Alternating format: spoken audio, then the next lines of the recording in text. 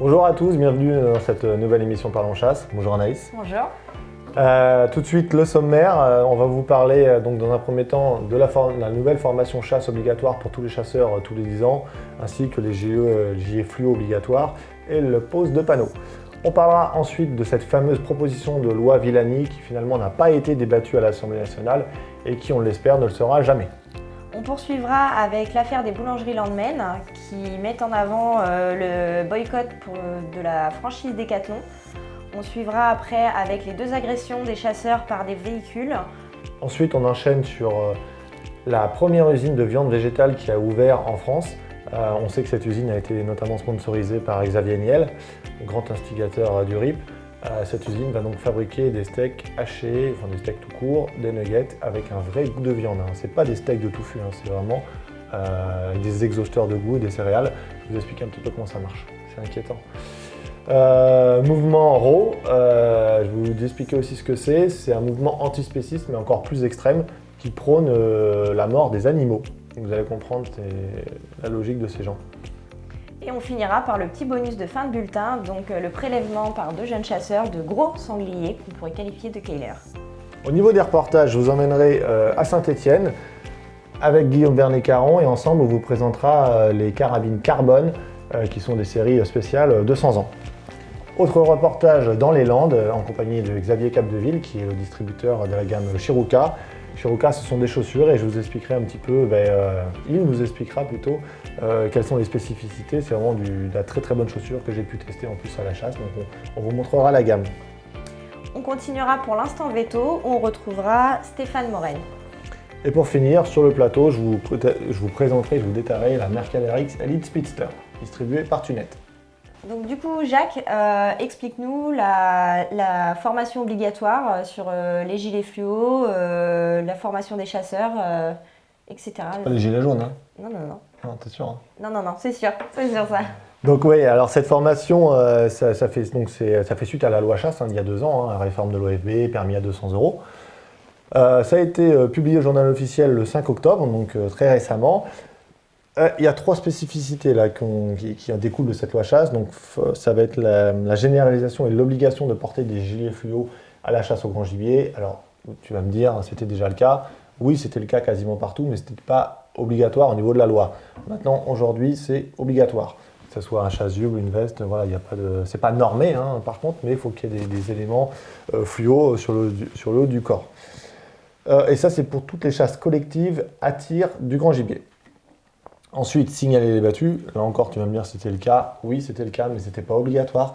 Donc là, dans ces chasses collectives au grand gibier, obligé de poser des panneaux aux endroits de circulation éventuels du public. Et surtout, l'autre gros point, c'est cette formation obligatoire à la sécurité, tous les 10 ans. Aujourd'hui, à l'heure où on tourne l'émission, on ne sait pas, moi c'est pas grave, mais c'est surtout les fédérations ne savent pas vraiment comment ça va être mis en place. Il y a un protocole qui va être demandé et défini par l'OFB et la Fédération nationale des chasseurs, qui va porter sur certains points. Et après, ça sera aux fédérations départementales des chasseurs, ce sera leur mission de les mettre en place. Donc chaque chasseur, tous les 10 ans, devra suivre cette formation. Donc on peut imaginer que tous les ans, les fédérations vont former X chasseurs. Donc peut-être une centaine ou 1000 ou 10 000 selon le nombre de chasseurs dans le département. Recenser le nombre de licenciés. Voilà, et le tout c'est de savoir, ils vont prendre quoi, les plus anciens, avec une forme finalement de discrimination. Est-ce qu'on va les prendre par ordre alphabétique? Tout ça, ça va être défini, mais ça commence à partir de cette année.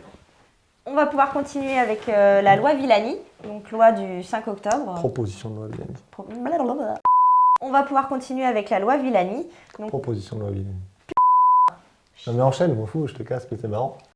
On va pouvoir continuer avec la proposition de loi Villani. Donc cette proposition. Ça fait 5 fois que tu dis loi Villani, mais ça y est, t'as compris. T'as dit enfin proposition de loi. Ça y est, j'y arrive. J'ai enregistré. Donc explique-nous un peu ce qui se fera sûrement pas. C'est ça, on espère. Ce à quoi on a échappé en tout cas. Ouais, donc la proposition de loi Villani, on en a déjà parlé. C'est un petit peu ce qui reprend les éléments du RIP, d'Hugo Clément et de ses petits camarades. Ça a été déjà une première fois vu à l'Assemblée nationale et c'était expurgé notamment des propositions anti-chasse, donc c'est-à-dire fin de la chasse à courre et fin des chasses traditionnelles. Ouais. Donc ça, quoi qu'il arrive, même si elle avait été votée, c'était plus dans la loi. Bref, ça a été débattu, ça devait être débattu avec tous les députés à l'Assemblée nationale le 8 octobre, sauf que par manque de temps, malencontreusement, c'est parce que ça va très tard, hein, les discussions. C'est arrivé à minuit, en fait, si vous voulez, les députés ont dit non, on n'a plus le temps d'en débattre, on mettra ça à plus tard. Sauf qu'il n'y a pas de plus tard qui a été, et je rigole, mais bon, il n'y a pas de plus tard qui a été encore défini. Normalement, le cadre de la loi doit imposer d'avoir une seconde discussion autour de cette loi. Sauf que là, aujourd'hui, Covid-19 et compagnie, je ne suis pas sûr qu'on va vraiment en entendre parler à nouveau. Et aussi, l'autre point, c'est que le groupe qui avait proposé cette loi, c'est le groupe EDS, Écologie, Démocratie, Solidarité, avec notamment M. Villani derrière tout ça, il a été dissous. Parce qu'en fait, pour créer un groupe parlementaire à l'Assemblée nationale, il faut être 15. Et là, sauf que là, il y a une des députées qui a quitté le groupe, donc ils sont plus que 14. Donc automatiquement, au revoir EDS. Donc ça sent un peu le pâté pour la loi Villani. C'est une chance pour nous. Ça nous protège un peu. Allez, maintenant tout de suite, je vous retrouve sur le terrain en compagnie de Jean-Michel Poupineau, qui est technicien à la Fédération départementale des chasseurs d'Indre-et-Loire. Et on va parler tous les deux de comptage de faisans.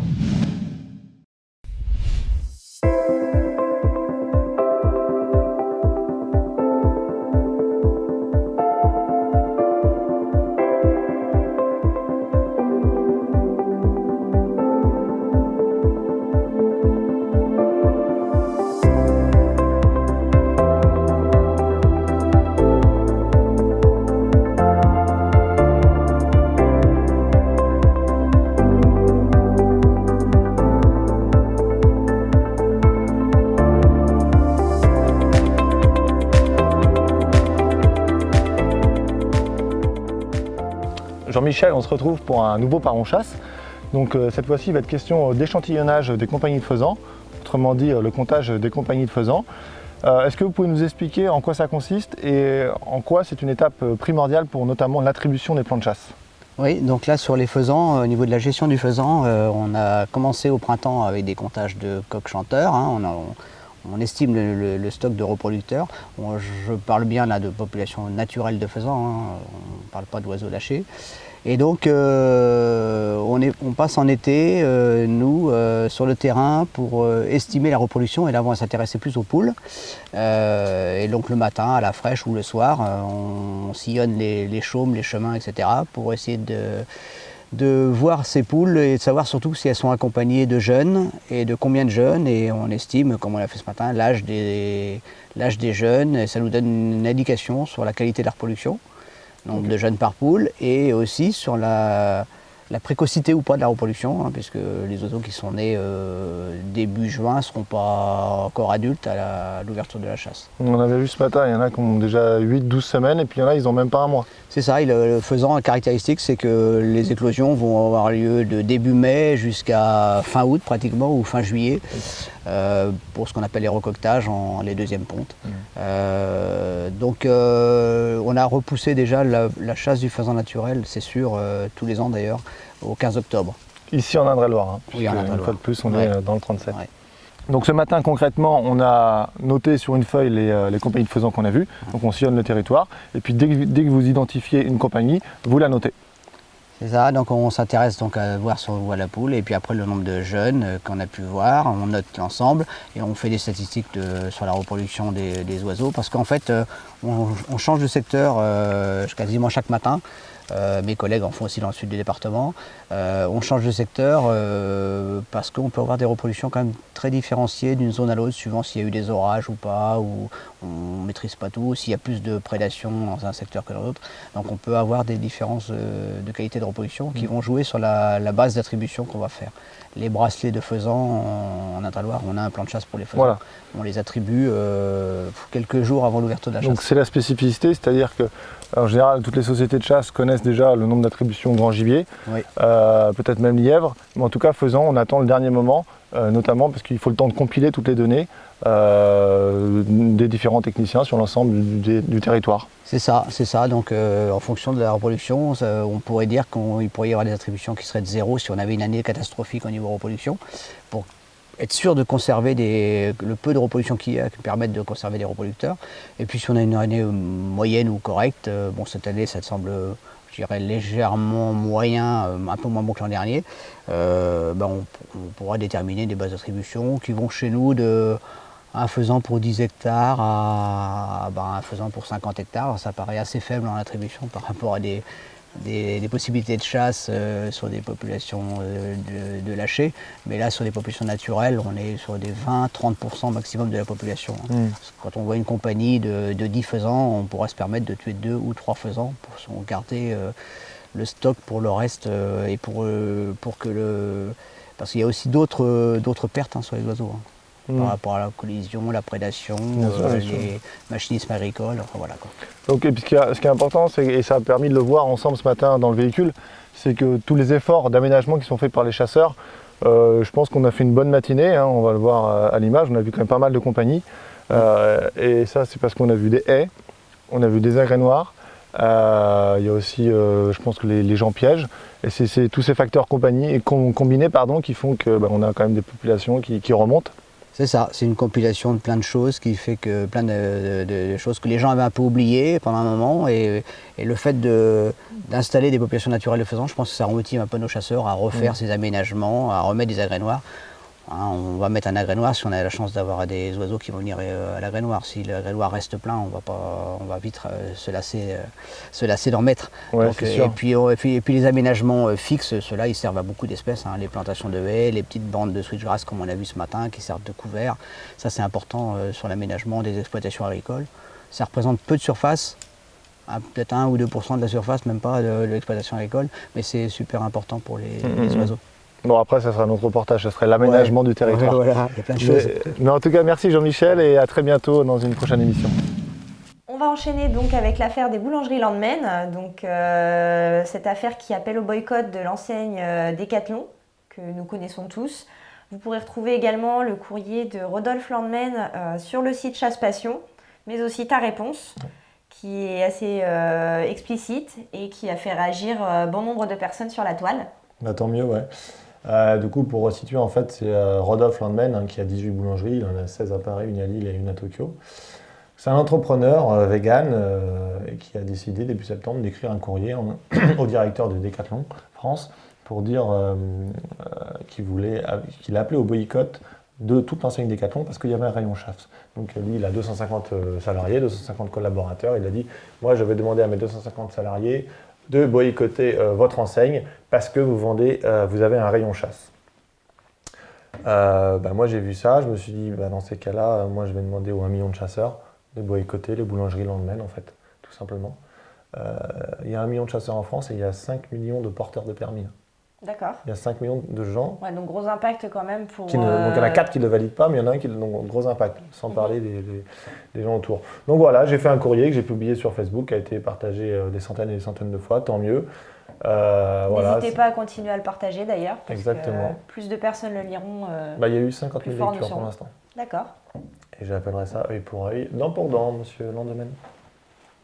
Et j'appelle si vous voulez qu'on discute de chasse, il n'y a aucun souci, il n'est pas fermé. Absolument pas. On va pouvoir continuer avec du coup, cette affaire qui nous inquiète un peu tous, celle des automobilistes qui ont agressé par 2 reprises des chasseurs et leurs chiens dans 2 départements. Donc là, effectivement, ça commence à devenir un peu inquiétant. C'est ça, c'est l'escalade, tout simplement. L'escalade de violence anti-chasse envers les chasseurs. Donc il y a eu 2 agressions là, qui ont eu lieu en septembre et octobre. La première, c'était à Orvaux, en Loire-Atlantique, le week-end du 12-13 septembre. Il y a un groupe de chasseurs qui est en train de poser justement les panneaux de signalisation au bord de route. Ils étaient avec leurs chiens et il y a une voiture qui est arrivée qui leur a foncé dessus.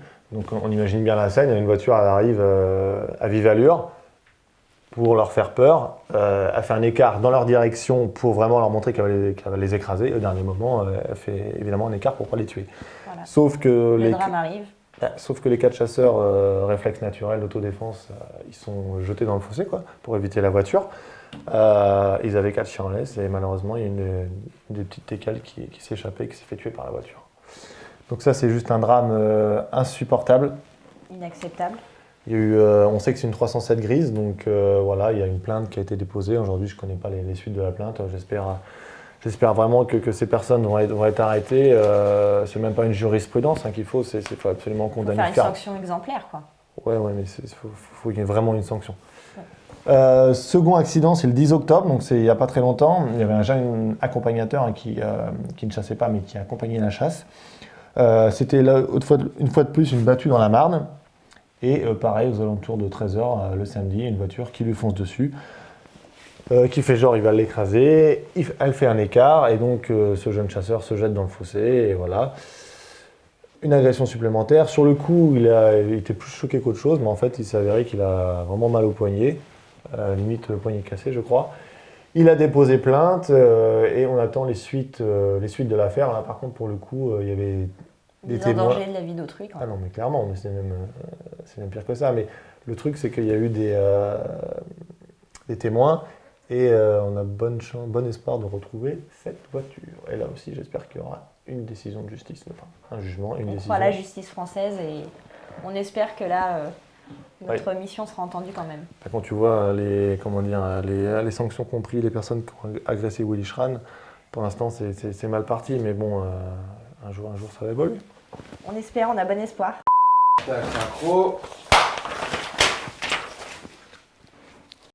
Allez, tout de suite, il est temps, Anaïs, d'aller voir notre premier reportage. On va retrouver Guillaume Vernet-Caron à Saint-Étienne, au siège de la manufacture Vernet-Caron, et on va parler des carabines Carbone spéciale édition 200 ans. Pour l'anniversaire. Ah bah oui, forcément, on est 200 ans. Évidemment. Ah, magnifique. Ah, magnifique, Anaïs, merci. Concentré. Une des grandes nouveautés en 2020 chez Vernet-Caron, c'est cet habillage au niveau de la speedline, mais pas que, on a aussi les Impactella. Et la carabine Spinoto. C'est le revêtement carbone avec un K. Donc on a compris, c'est un jeu de mots que vous avez fait finalement. C'est un revêtement, tu vas nous expliquer le principe de ce revêtement, mais carbone, et puis un K par rapport à l'historique. C'est le cas, c'est pour effectivement rappeler le charbon et les origines stéphanoises, n'est-ce pas? Ville minière. Exactement. Alors parle-nous un petit peu de cette speedline. Tiens, je te la donne. C'est en moi qui tire les armes. Speedline, on va revenir rapidement sur la speedline. Donc on est toujours sur un système de carabine à rechargement. Stop and go. Stop and go, donc du linéaire, ce qui permet de garder la visée en fait quand on est en plein tir pour des coups et d'aller très très vite. Ce qui est intéressant également, c'est la capacité de chargement, puisque qui dit carabine linéaire et notamment manuelle, et bien pour le coup on peut monter en termes de capacité. Donc on est sur un chargeur 5 plus 1. Moi, je comprends pourquoi tu as fait un partenariat avec Norma, parce que On j'ai un ami qui tire une speedline, ça consomme un peu de balles. On utilise beaucoup de balles. Un peu le principe, c'est le principe de se faire un petit peu Mais elle marche plaisir. très bien surtout. Pour le coup, donc là on va retrouver donc, en version carbone, donc avec canon flûté, frein de bouche, organe de visée ouvert, avec la possibilité toujours de rajouter effectivement la petite bande de battue. Okay. Et le petit plus de la version carbone, au-delà de l'habillage donc pour le coup anti-grippe, on va retrouver ce busque amovible, d'accord? Donc pour le coup qui est réglable manuellement, que vous pouvez ajuster et resserrer tout simplement, avec deux longueurs également de plaques de couche en fonction de la morphologie du client. C'est vraiment une arme qui est... Bon, c'est vrai que le système Stop and Go, il est révolutionnaire, hein, c'était comme ça que vous l'aviez appelé au début. Marche très bien, mais là c'est une carabine un peu ultime parce que tu as mis tout ce que tu pouvais mettre. Hein. Le canon flûté, le frein de bouche, le système Stop and Go, le busque. Ce qu'on a voulu faire, c'est d'aller vers un peu plus de technicité. Voilà. Pour le coup, il nous manquait un petit peu de technicité dans les gammes de Vernet-Caron, d'où cette version carbone qui, comme tu dis, on va retrouver sur l'Impactella, notamment la carabine semi-automatique. Du coup, Guillaume, est-ce qu'il y a un impact du coup, sur le prix par rapport à l'ajout d'éléments techniques? En fait, on a le souhait quand même de garder une carabine avec un prix bien placé sur le marché. Donc, c'est une carabine que l'on propose aujourd'hui à 2205 € TTC. Ce qui fait qu'elle est moins chère que l'Impact. Légèrement moins chère que l'Impact en version bois. Ouais. D'accord. L'autre modèle, l'Impact NT? Alors, sur l'Impact NT, on est à 1799 €. Et la dernière, c'est l'Impactella. L'Impactella, on est à 1999 €. Ok, donc là, c'est directement disponible dans toutes les armoiries. Tout à fait. Merci Guillaume, à bientôt. Donc du coup, tu vas pouvoir nous parler de cette nouveauté que peut-être certaines personnes ne connaissent pas. Super nouveauté. Les premières usines de viande végétale, donc a priori de la viande qui n'est pas de la viande. Exactement. C'est la première usine, il n'y en a qu'une pour l'instant, sponsorisée par notre ami Xavier Niel, comme je l'ai dit dans le sommaire, qui est le patron de Free. C'est une start-up, ça s'appelle Les Nouveaux Fermiers, donc c'est une usine de viande végétale ou de simili-viande ou de succédanée, c'est comme ça que ça s'appelle.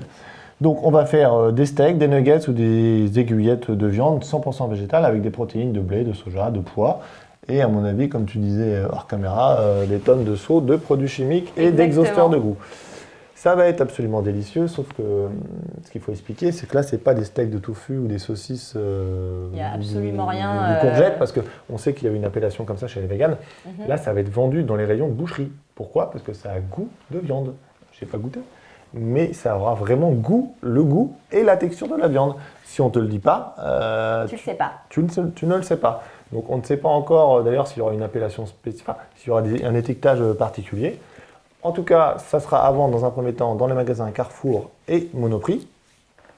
Il faut savoir qu'il y aura 15 personnes, hein, donc dans les nouveaux fermiers, c'est pas encore énorme, mais d'ici 2022, ils veulent passer à 150 salariés.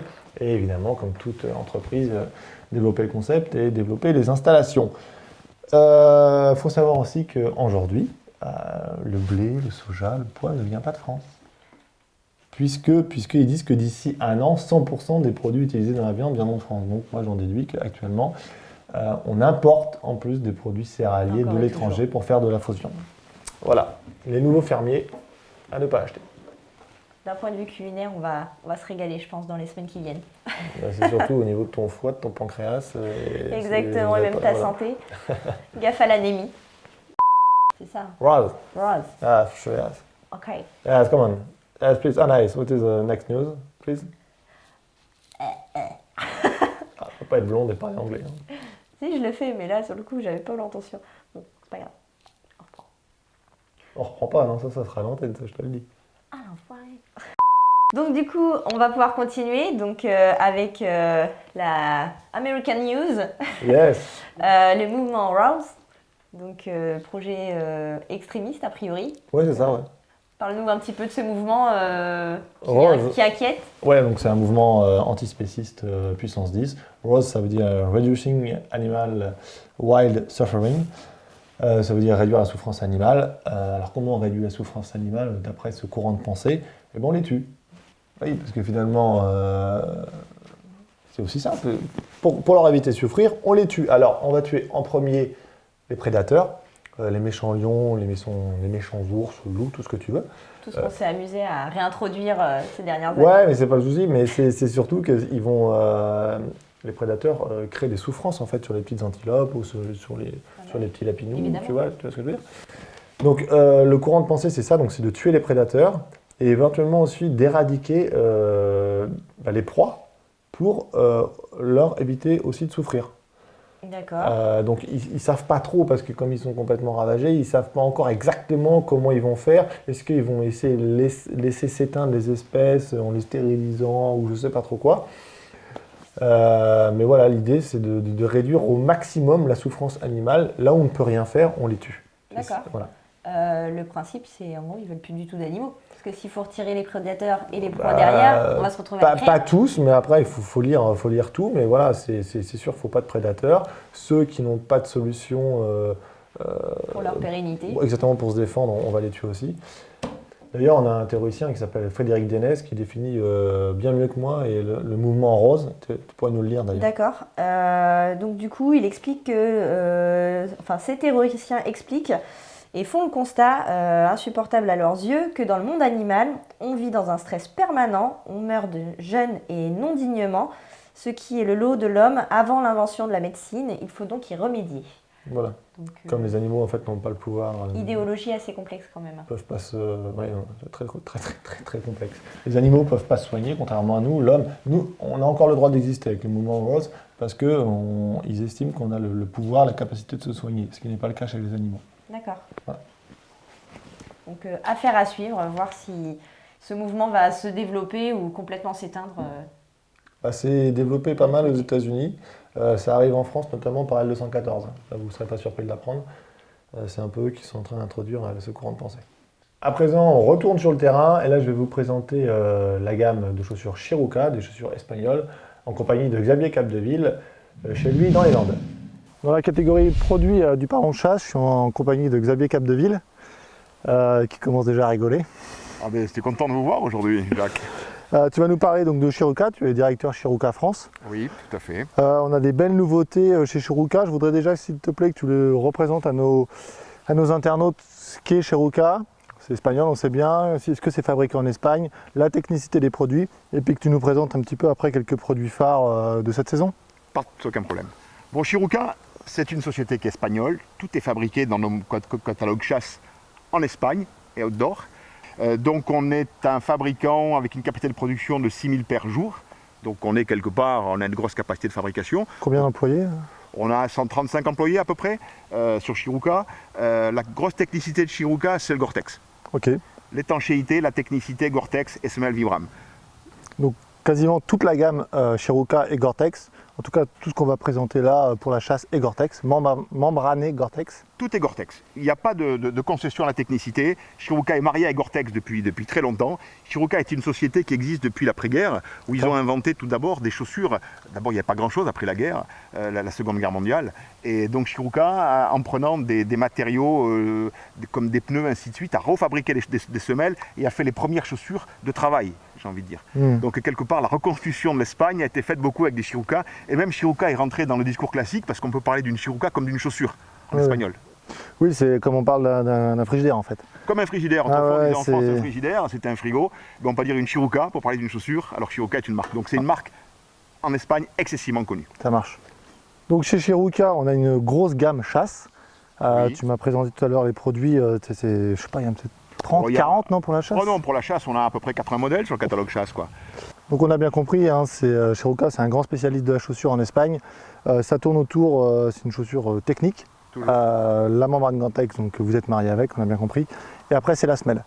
Donc on a différents types de semelles, hein. Tu vas nous les expliquer notamment sur ce modèle chasse. Le PU, le Vibram, c'est vraiment ce qui va caractériser Et la spécificité de Shiruka, la semelle mixte, que pas grand monde n'a. D'accord. Donc on va commencer par l'essentiel.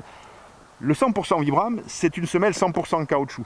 Vibram est une marque italienne, comme un fabricant de pneus, c'est très connu, si tu veux, ils designent uniquement des chaussures pour leur qualité d'accroche et de résistance. L'avantage, si tu veux, du Vibram, c'est que c'est une chaussure qui est très rigide sur l'appui et qui peut, comme une chaussure de montagne, tenir uniquement le caillou par la pointe. Donc, cette spécificité première, résistance au sol, résistance à l'abrasion, une certaine dureté de marche. Okay. Voilà, donc là, ça va être pour des chasseurs qui chassent dans des milieux, on va dire, rocailleux. La montagne idéalement, mais tout ce qui... À l'origine, c'est des semelles de montagne, on est tout à fait d'accord. Milieu rocailleux, et après aussi, ce qu'il faut rajouter, c'est le chasseur actif. Un chasseur qui va être très actif et qui aura un gabarit puissant aura intérêt à avoir une semelle plus lourde et plus rigide. Pour l'user moins vite. Pour l'user moins vite, parce que sinon il va la déformer. Qu'on fasse du 43 et qu'on pèse 95 kg ou 58 kg, c'est la même semelle, mais elle n'aura pas les mêmes forces dessus. Ça marche. Ça c'est une prise en compte. Donc on a vu Vibram. Après Vibram, on a du 100% PU. Le PU, c'est du polyuréthane. C'est un produit qui arrive à chaud, qui est injecté dans un moule, qui est moulé. Donc l'avantage du PU, c'est sa légèreté. C'est très confortable. C'est très résistant à l'abrasion, pas à l'abrasion, à la souplesse et au confort de marche. Je me perds dans mes chaussures, quoi. Et on le voit bien, c'est une chaussure qui va un peu plus plier. C'est plus souple. C'est plus souple. Donc c'est une chaussure qui va servir tout ce qui est terrain plat, petite rando, petite promenade, petite chasse, le terrain plat, où il n'y a pas de grand dénivelé et il n'y a pas de cailloux. Enfin, tu dis petite chasse, mais ça peut être une chasse active. Oui, mais je vais prendre un exemple. Si on regarde le sud-ouest, si on regarde la Gironde et les Landes, on n'a pas de spécificité pareille, particulière de cailloux, de montée, et donc c'est une chaussure très agréable. C'est une chaussure aussi très agréable pour chasser à l'approche, parce qu'elle a un déroulé du pied très important, et ça ne fait pas craquer. Marche dans un blé avec une semelle très dure, tu feras le bruit d'un sanglier. Oui, bien sûr. Okay. Et Shiruka a une autre, c'est tout à fait Shiruka, et je vais prendre cette chaussure parce qu'elle est bien visible pour le montrer, une autre spécificité, ils ont fait une semelle qui est mixte. Cette semelle, elle va être à la fois PU pour la souplesse, le confort, et elle va être dessous Vibram pour la résistance à l'abrasion. Shiruka est le seul à avoir cette semelle mixte qui nous permet, c'est la chaussure, j'ai envie de dire, la plus médiane en France qu'on peut utiliser. Là on a tout, on a la résistance, la souplesse, l'étanchéité. Résistance, souplesse, et la respirabilité. L'étanchéité, on a toujours, elle est liée à la membrane Gore-Tex, quoi. Hein. Ça marche. Voilà un petit peu les trois qualités de semelle. Après, moi si je peux dire, il y a quand même un côté aussi design chez Shiruka. Bon, on voit bien les lacets orange. Là, la partie en PU, orange. Là, alors, je ne connais pas le nom de ce modèle, mais on voit bien que c'est sympa. Alors, ça, le design. Voilà, là-dessus. Ça, c'est une nouveauté, on va dire, 2020. C'est une chaussure où on a changé complètement les matériaux. une chaussure, elle est toujours cuir chez Shiruka. On en a discuté. Là, on a une chaussure qui va être en cordura durcie et en polyuréthane dessus, avec des points de polyuréthane. L'intérêt, c'est qu'il y a un intérêt look, Ouais, a autre chose, c'est clair. on est bien d'accord. Et par contre, il y a une résistance au déchirement, à l'anti-déchirure, plus marquante que sur un cuir. Et surtout, ce qu'on a, c'est qu'on ne voit pas la déchirure. Sur un cuir, on va strier un peu son cuir en marchant. Sur ce genre de matériau, on ne voit rien du tout. Donc, c'est du look, c'est une autre matériau, c'est quelque part ce qui est plus moderne. Le cuir, il existe depuis toujours, le cuir. Là-dessus, on est rentré dans quelque chose de plus jeune et plus moderne. Donc, c'est une chaussure qui s'appelle la chaussure Jaguar, qui a une semelle mixte, PU et Vibram, et surtout qui a un pare-pierre circulaire autour de la chaussure. Alors, Ça, c'est une des grosses nouveautés, des grosses ventes de l'année. parle-nous du prix justement alors. Sur une chaussure comme ça, une chaussure Shiruka, globalement, elle va coûter, pour avoir une chaussure totalement étanche en Gore-Tex, on va commencer à 130 € en prix public et on va finir dans les 230, 240 € en fonction de la technicité. Et là, on va parler des chaussures qui sont avec le système de fermeture BOA. Alors parle-nous justement du système BOA. BOA, c'est très simple.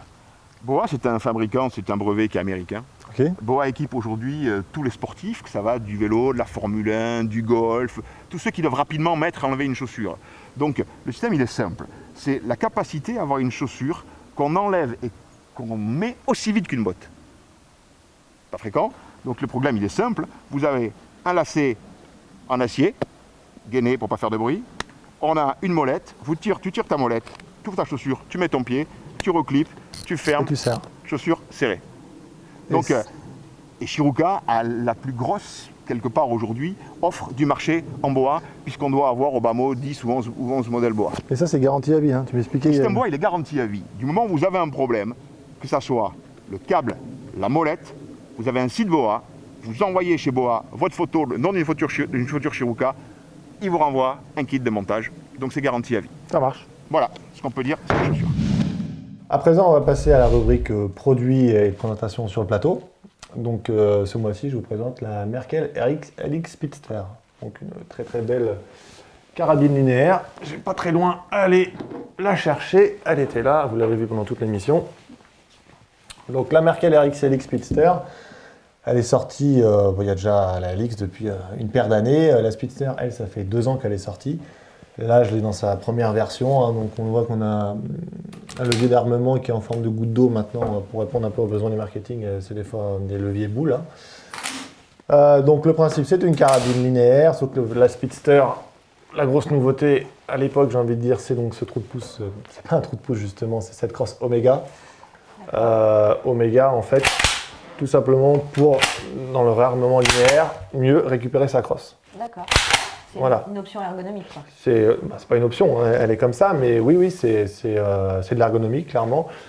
Merkel partait du principe que quand on réarme avec une arme linéaire, le fait d'avoir une crosse trou de pouce fermée sur le haut, on pouvait avoir tendance à faire tac, tac, à la reprendre comme ça. Donc là, on n'a pas le choix, on la reprend vraiment bien en main.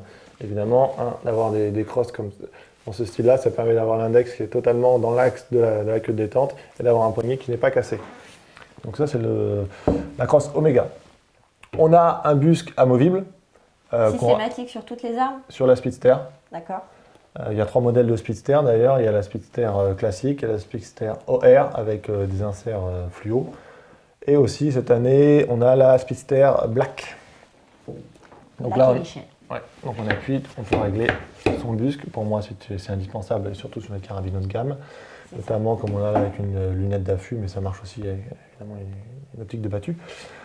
Il est mémoriel, c'est-à-dire qu'une fois que vous avez réglé votre busque exactement à votre hauteur, en appuyant sur le bouton, il va toujours revenir à la bonne position.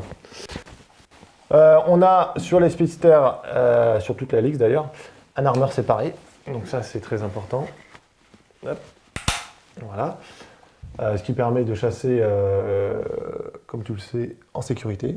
Donc toi qui fais de la recherche au sang, tu peux l'avoir sur le dos, chambré avec une arme, avec une cartouche, pardon, mettre en sécurité ta carabine, tu arrives sur le ferme ou sur l'animal, Voilà.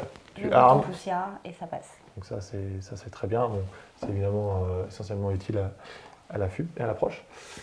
Chargeur de base, capacité 3 balles plus 1 dans la chambre, et on a en option 5 plus 1 dans la chambre. Au niveau du poids de l'arme? Bon, on est, je dirais, près des 3,4 kg, quelque chose comme ça. D'accord. 2,9 kg pour les premiers modèles synthétiques, mais là, la Speedster est un petit peu plus lourde. C'est pareil, là, j'ai pas le modèle, mais les toutes nouvelles, ça c'est une ancienne Speedster, on va dire, mais les toutes nouvelles disposent du canon e-sight, c'est-à-dire qu'on a des organes de visée qui sont amovibles. Donc aussi bien la hausse que le guidon, on peut les retirer. Le canon est fileté M15, et notamment, là, on peut y mettre le fameux Merkel Suppressor HLX, qui marche très très bien. Moi, je l'ai essayé justement quand je suis allé chasser dans les Landes. Pour le test chez Ruka, j'ai utilisé cette carabine. Je me suis régalé, vraiment. Le modérateur marche très très très très bien. Voilà, après, au niveau de la... Bon, ça, je le remettrai un petit peu plus tard. Pour parler de la culasse linéaire, c'est une culasse 6 tenons. La particularité, c'est que la culasse ne revient pas près de l'œil. Évidemment, quand Merkel dit ça, il pense évidemment forcément aux herbites, aux blazers. Faut bien que chacun se différencie au niveau des armes. Donc c'est un mouvement très court. Tu peux voir, en fait, ça reste confiné dans le boîtier de culasse. Exactement. Canon, différentes tailles. Qu'est-ce qu'on a d'ailleurs comme taille de canon? Les différentes tailles, ça va de 47 à 61 cm. Donc on a quand même 4 tailles disponibles pour ceux qui le souhaitent, un canon court ou un canon long. Oui. Je pense. Donc c'est sur commande, c'est une carabine qu'on appelle takedown. Donc ça veut dire que vous pouvez démonter le canon et la crosse. Donc vous l'achetez. Donc même si vous avez déjà une Merkel Helix, qui n'est pas une Speedster, vous pouvez acheter juste l'élément Speedster, juste la crosse si vous voulez, synthétique, le devant et le derrière. Et vous avez... L'adapter sur une autre. Voilà. Donc ça veut dire changer son canon. Et ça veut dire qu'on peut avoir plusieurs calibres avec la même arme. Ça, c'est intéressant pour ceux qui veulent faire différentes chasses, comme les calibres de battu, les calibres d'approche. Exactement. C'est ce que l'on souhaite. Qu'est-ce qu'on a comme calibre? D'ailleurs, en calibre, donc, ça va du 222 Remington à la 338 Winchester Magnum. Voilà. Et au niveau du prix, on est autour de 4 500 €, tu vas nous le confirmer. Exactement. Donc, le calibre d'entrée est de 4 450 € pour finir sur les Magnum, donc à 4 850 Et €. en standard et en Magnum, ouais. Petite dernière précision, et pas des moindres, sur toutes les LX, on a des profils de type Picatinny, rail Picatinny de 21 mm. Ça permet de monter très facilement tout type de tic, que ce soit là comme un montage McQuick ou des montages à collier, peu importe, mais d'avoir des rails, un profil type Picatinny fraisé directement sur le boîtier de culasse, vous arrivez, vous motivez votre optique, ça bouge pas et c'est top. Donc on va pouvoir continuer pour le petit bonus de cette émission. Donc c'est 2 gros sangliers, 2 gros keilers qui ont été prélevés. Donc explique-nous un peu, je pense que... Ouais, rapidement, quoi, c'est Voilà. un petit clin d'œil. Ouais. Donc là récemment, il y a eu deux beaux sangliers qui ont été tués. Donc il y en a un qui fait plus de 200 kg dans l'Oise. Donc voilà, c'est clairement un keiler. Hein. Ça a été tué par Axel Herbin avec une balle de 300 Hornady GMX pour la petite histoire. Donc on a fait tout le récit, hein. Il nous a fait un petit récit que vous pouvez d'ailleurs une fois de plus retrouver sur Chasse Passion. Et l'autre sanglier, donc c'est un sanglier un petit peu moins gros mais qui fait quand même 178 kg et qui là a été tué par un jeune chasseur de 18 ans. Difficile de faire mieux. De 16 ans, excuse-moi. Sauf que c'était pas sa première battue, mais c'était sa première balle. 16 ans, c'est forcément la première année de chasse. Donc, première balle, sanglier, une balle, 178 kg. Donc, sacré coup de carabine et puis sacré souvenir pour ce chasseur. Ce jeune chasseur, en espérant, c'est passé dans le Jura, hein, pour la petite anecdote. Tout ce que j'espère, moi, c'est qu'il ne va pas s'habituer à tuer des sangliers comme ça, hein, parce qu'il y a quand même, des fois, tu attends toute ta vie avant d'en tuer un aussi beau. Et là, quand tu commences ta première année, ta première balle, à tuer un 178 kg, j'espère que ses camarades de chasse vont lui dire, là, mon petit père, t'as eu un sacré coup de chance. Ah bah oui, la marche va être haute. Exactement. Et à présent, le dernier et traditionnel reportage par en chasse, le reportage animalier, vétérinaire. Voilà, on va retrouver donc pour cet instant vétérinaire Stéphane Morel.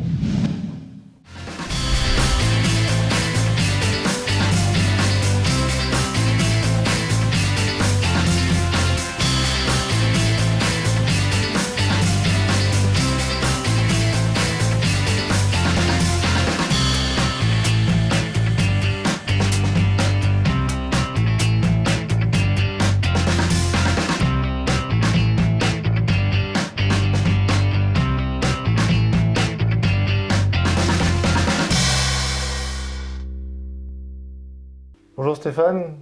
Pour ce Parlons Chasse, on va parler aujourd'hui de l'alimentation des chiens, particulièrement les chiens de chasse. J'aimerais tes conseils, notamment sur les rations qu'il faut donner la veille.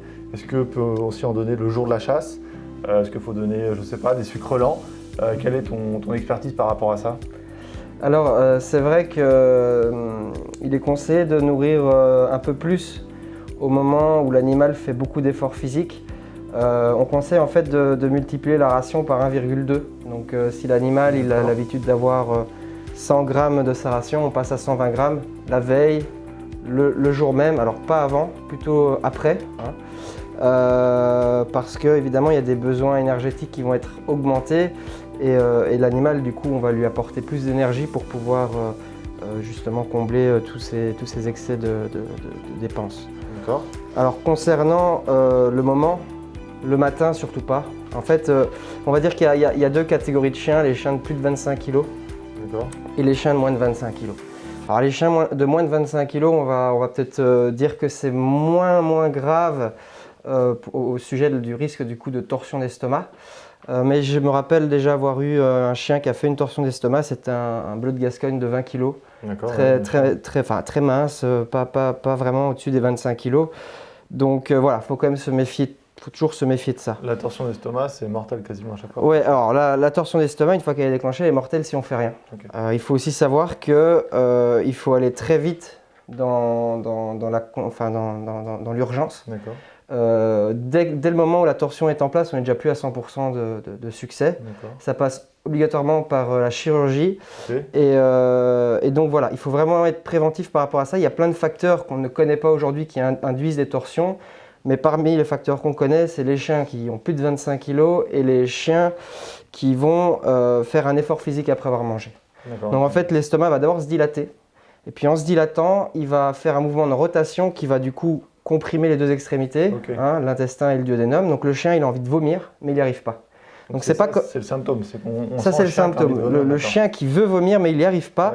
Et puis surtout, à différencier du chien qui vomit, mais qui vomit que de la bile. Parce que le chien qui a déjà vomi 2-3 fois dans la journée, qui se met à vomir, mais à sortir que de la bile, il vomit quelque chose. Là, il n'y a rien qui sort. Et l'animal est très mal, et bon, il faut immédiatement aller chez le véto, parce que là, il n'y a que la chirurgie qui peut résoudre le problème. Alors souvent aussi, ça c'est peut-être pas lié à la chasse, mais il faut faire attention parce que ça arrive après l'alimentation et souvent les gens nourrissent le chien le soir, vont dormir et puis ils se rendent compte le lendemain matin. Et le lendemain matin, c'est très tard. Donc c'est vrai, c'est bien aussi quand on a plusieurs chiens, des chiens à race prédisposés à faire du coup des torsions d'estomac, les nourrir et d'une heure après voir si tout va bien. Parce que souvent, nous on les a le matin à 8 h et on est déjà dans une situation catastrophique parce que comme tout se tord, il faut savoir aussi que les vaisseaux sanguins aussi sont comprimés, il n'y a plus d'irrigation et l'estomac est déjà complètement nécrosé et on peut rien faire. On n'a généralement pas de chance. Bon, bah ça c'est une bonne info. Alors au niveau donc, de surtout pas donner à manger le matin, moi je me disais peut-être déjà 2 heures avant, est-ce que c'est trop tôt malgré tout? 2 heures avant c'est mieux, mais maintenant... Honnêtement, je ne donnerais pas un conseil comme ça. Après, au niveau de la capacité du chien à mieux chasser, tout ça, c'est pas mon domaine de compétence. Ça, je peux pas trop m'avancer là-dessus. Mais concernant les risques de torsion sur des chiens prédisposés, moi, je ne donnerais même pas 2-3 heures avant. Je préférerais pas. Alors, évidemment, on pourrait se dire vraiment 3 fois rien, juste un peu pour lancer le chien. Mais il faut être prudent. Il faut vraiment être prudent avec cette pathologie-là. C'est vrai que je me disais, bon, j'imagine nous, en tant que sportifs, bien manger le matin, c'est vrai que courir le ventre vide, mais vaut mieux finalement qu'ils courent le ventre vide, qu'ils aient bien mangé la veille, un peu plus mangé la veille. C'est ça, parce que j'ai pas connaissance d'êtres humains qui font des torsions d'estomac. Ouais, c'est ça. Ok, alors donc du coup, on lui donne 20% en plus de nourriture la veille. Au niveau de la nourriture, est-ce que tu as un conseil particulier à donner à nos internautes ou pas? Après, il n'y a pas de bon choix d'aliments. Il y a deux écoles, la ration ménagère, donc viande, tout mélangé, et puis la ration croquette. Le barf, c'est pas ça? On appelle ça? Ouais, on appelle ça le barf. Le barf, c'est vraiment encore une ration ménagère spécifique avec que de la viande et des os, etc. Ça, je vais pas en parler parce que c'est vraiment quelque chose, un régime alimentaire qui est pas du tout, on va dire, défendu, et pas défendu par les vétos. Parce que d'un point de vue alimentaire, c'est pas le top. La ration ménagère, c'est voilà, amener de la viande, amener enfin, toutes sortes d'aliments qu'on doit mélanger dans certaines proportions. Du riz par exemple? Oui, alors voilà, on fait avec du riz, certains font avec des pâtes, on ajoute parfois un peu de légumes, des choses comme ça. Mais il faut bien savoir que ce qui est compliqué dans ce type de régime alimentaire, c'est qu'il faut aussi des compléments en minéraux, en vitamines. On ne contrôle pas tous les constituants. Et donc, généralement, quand on fait le choix de ce type de ration, on ne la fait pas en estimant, en se disant, bon, il faut vraiment consulter, enfin le mieux c'est de se renseigner sur la nutrition du chien et vraiment équilibrer toutes les parties pour l'animal. Non, c'est ça. C'est l'avantage d'une croquette, c'est que tout est déjà calibré. Alors pour les bonnes marques de croquettes, évidemment, peut-être pas les moins chères du marché, mais voilà, on a du coup des croquettes qui sont équilibrées, notamment en vitamines, en minéraux. C'est souvent ce qui pose problème quand on fait la ration soi-même. Alors c'est vrai qu'il y a beaucoup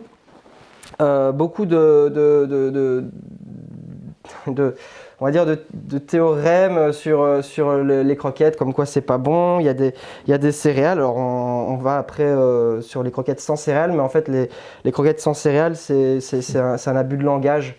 En fait, la céréale, c'est pas ce qui nous intéresse. Ce qui nous intéresse, c'est l'amidon. Pour faire le procédé d'extrusion de la croquette, donc la fabrication de la croquette, il faut de l'amidon. Donc ça n'existe pas une croquette sans amidon. Sinon, ça serait de la viande. C'est le liant, quoi. Voilà, c'est ça exactement. Et donc les industries, après, évidemment, comme maintenant dans l'inconscient populaire, c'est plus bien de donner des céréales, eh ben, ils trouvent d'autres sources d'amidon ou alors multiplier les céréales. Au lieu de mettre 30% de céréales de blé, on va mettre 1% de céréales de blé, 1% de céréales d'épeautre, 1% de céréales de... Voilà, et on en met 50 comme ça et on atteint les 30%, mais ça se voit presque pas sur le paquet.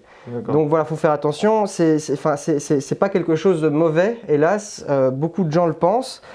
Le chien, ça fait des milliers d'années qu'il vit avec l'homme, c'est plus le loup, et qu'il a un système digestif qui s'est habitué quand même à se nourrir de cet amidon. Et donc, voilà, on mangeait du pain, on mangeait plus omnivore que le chat qu'avant en fait. Ouais, il est beaucoup plus omnivore qu'avant, et il l'est beaucoup plus par exemple que le chat, parce que le chat, même s'il était également domestiqué par l'homme, ça fait des millénaires qu'il continue à se nourrir de souris.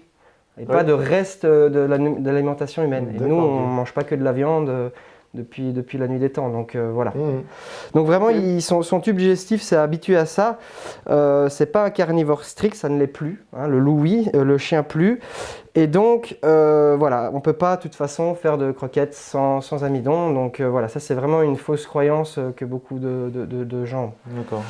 Donc au niveau du choix de la croquette, on va conseiller de prendre des croquettes un peu premium, pas à l'entrée de gamme si on peut, si on a les moyens, parce que c'est pas toujours facile non plus. Voilà. Il y a des gens qui ont 10 chiens, 15 chiens. Ça dépend du nombre de chiens. Ça, c'est pas évident. Bah oui. Quand on n'a qu'un chien, on peut plus acheter entre guillemets ce qu'il y a de meilleur. Oui. Mais donc du coup, toi, tu auras un conseil au niveau de la lecture du packaging. Qu'est-ce qu'il faut regarder? Alors bien sûr, même si j'ai bien dit que l'amidon, c'est pas quelque chose à proscrire, il faut quand même d'abord regarder la proportion en protéines, hein, parce que c'est souvent ce qui coûte le plus cher dans la fabrication de la croquette. Et donc, au moins la croquette est de bonne qualité, au moins il y aura de protéines. Donc ça, à l'arrière, normalement, il y a toujours une somme des constituants dans la croquette. Donc ils mettent le pourcentage de protéines, le pourcentage de lipides, le pourcentage de fibres et le pourcentage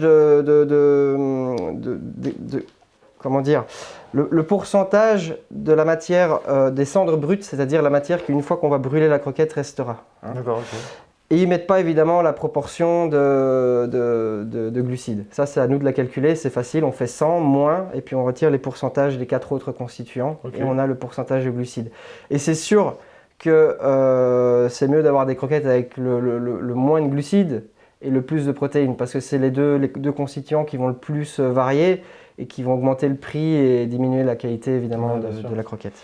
Bon, en tout cas, pour revenir à ce qu'on disait, donc on nourrit un petit peu plus le chien la veille. Ouais, et le soir, on vérifie qu'il est bien digéré.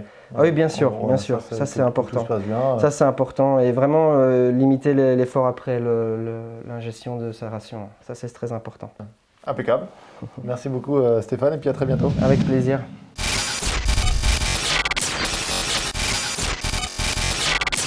On va parler du zapping maintenant. Donc j'ai quelques petites vidéos à vous présenter. La première, c'est un sanglier qui a envie de se baigner, qui ne veut pas sortir de la piscine. Effectivement, ce sanglier, situation assez cocasse quand même, quand on se baigne dans sa piscine, on ne s'attend pas à prendre un bain avec un petit sanglier quand même, qui n'avait clairement pas envie d'en sortir et clairement pas envie d'être embêté par les habitants de ce domicile. C'est le sort, mais le truc qui se dit, non, je suis trop bien en fait dans l'eau, je retourne dans l'eau. Balnéothérapie de luxe. Che cosa fa? È la terza volta che si butta.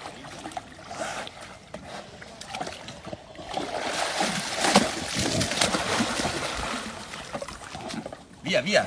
Via, via! Ah! Allora, è sotto shock. È sotto shock. Bisogna spaventarlo là. Dargli una via di... On va pouvoir passer à notre deuxième zapping, une vidéo d'un renard. Un renard ronfleur. Voilà, c'est ça, le promeneur qui tombe sur l'image qui est assez cocasse quand même. Parce Assez que rare, ouais. rencontrer un renard en train de faire un petit roupillon. Moi je pense qu'il est en soirée avec. C'est sûr. Je vois que ça comme explication. Donc ouais, il s'approche jusqu'à 1 mètre ou 2 de lui, puis le goupille il décale quoi. C'est ça. À présent, on a une vidéo qui fait un peu moins plaisir à voir, mais bon voilà, on vous l'a montré parce que c'est aussi montrer les risques des barbelés.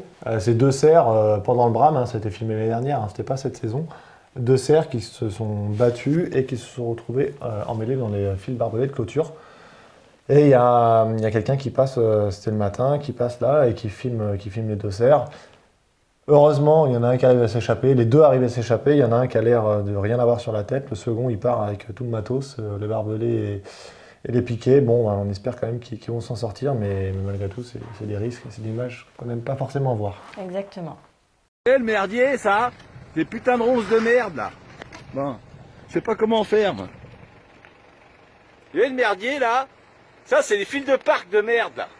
Alors, on parle des chasseurs, on parle des voitures, mais les fils de parc, ils ont leur dose aussi. Hein. Et ça fait un quart d'heure que ça dure quoi. Voilà, dis donc, pauvre bonhomme. Je sais pas ce qu'il faut faire. Là. Ah ouais, bah tu pars, tu vas aller crever plus loin, tu vas pas dans ma bagnole. Ah bah putain.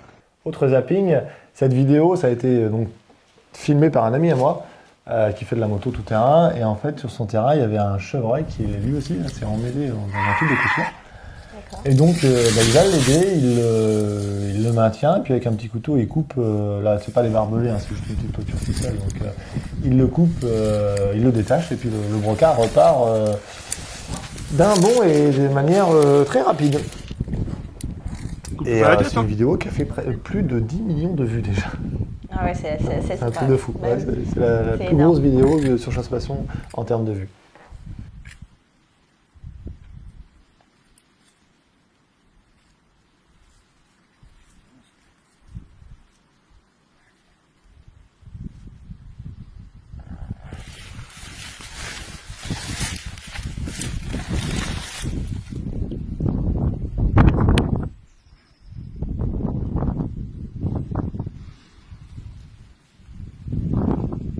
Tu vas y arriver?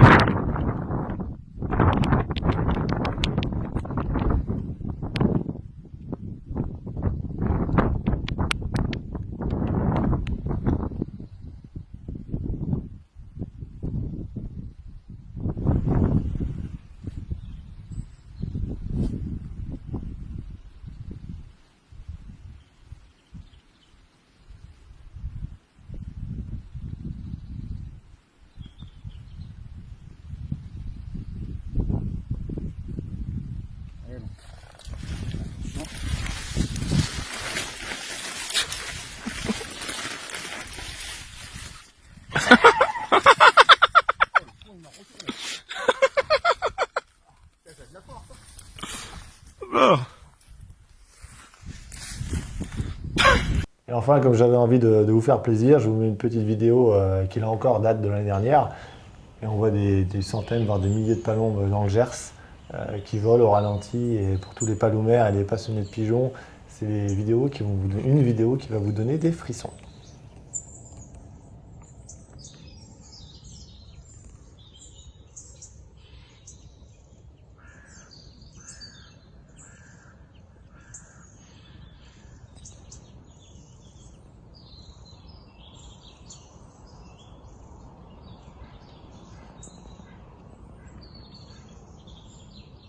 Voilà, c'est fini. Merci d'avoir été... bah non, c'est suffit Non, pour c'est direct. complètement nul, là, on dirait Jacques Chirac. Bonsoir. Ah oui, je vais le faire. Au revoir. C'est comme j'ai gardé ça. Au revoir. On vous fait plein de poutous, likez-nous et tout. Blablabla. Voilà, c'est fini. Non. Et voilà, c'est fini. Et... Ainsi s'achève l'émission. Ça y est, on va pouvoir se dire au revoir. Voilà. Tu m'as supporté. Au revoir. Merci à tous d'avoir suivi cette émission sur YouTube et d'être tous les mois plus nombreux à vous abonner à la chaîne YouTube et aussi à nos réseaux sociaux d'ailleurs sur Facebook, etc. Il y a des pouces, il y a des likes, non, je sais Voilà, pas. donc vous pouvez mettre un pouce certainement pour liker la vidéo par ici. Ouais, N'hésitez ou par pas là. à nous donner, oui, ou par là. Donnez-nous vos commentaires, surtout vos impressions, si vous voulez me voir revenir, pour embêter à nouveau Jacques. Ouais, ça c'est si, parce que moi je le dégage. Hein. S'il y a un truc, il n'y a aucun souci. Hein. Tu sors. Tu sors. Et on peut cliquer sur abonner, je crois. Voilà, c'est ça, on s'abonne Je juste en suis pas bas. youtubeur, moi. Mais bon. N'hésitez pas, et puis partagez à vos contacts, vos amis. Exactement. Et Et merci on à vous tous. dit à bientôt. Merci à tous, à bientôt. Yes, c'est trop bon, dingue. C'est excellent.